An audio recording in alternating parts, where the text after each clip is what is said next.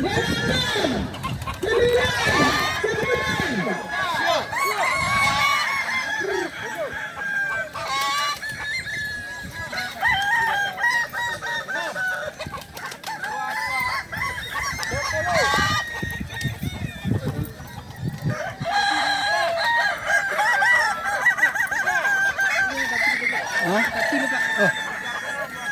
dia sekarang. Tak ada sini Pak.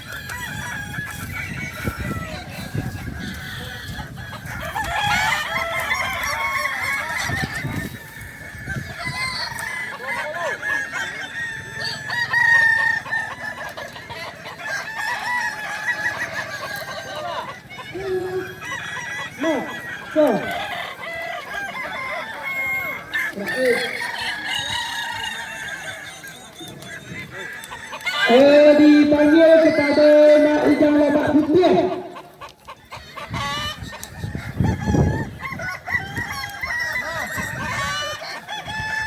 Dipanggil sekali lagi kepada teman yang masuk final Red Landek.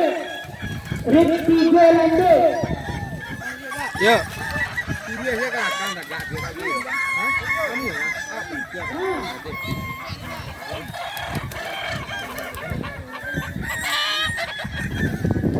Red 3.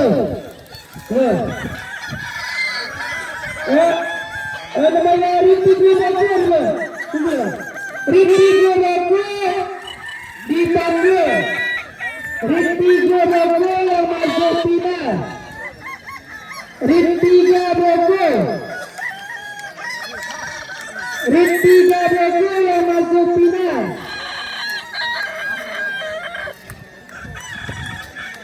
Red 3 bagus yang masuk final. Baby. Ujang.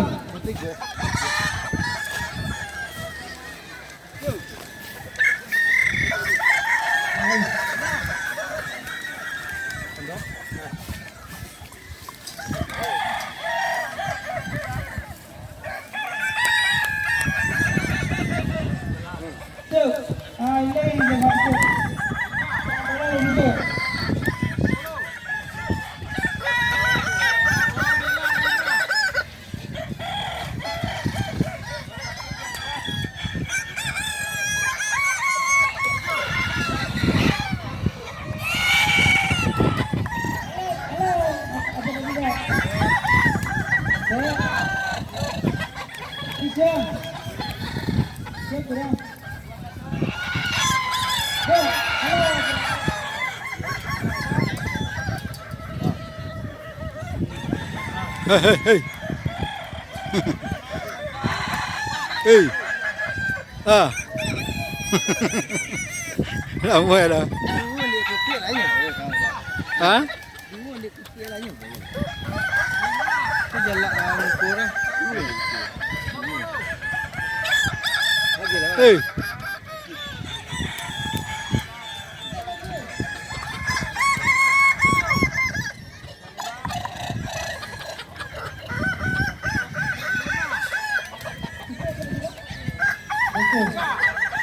Untuk final Red 1 biarkan ke meja panitia. Ini cantik. Dia pancaran pintu barat.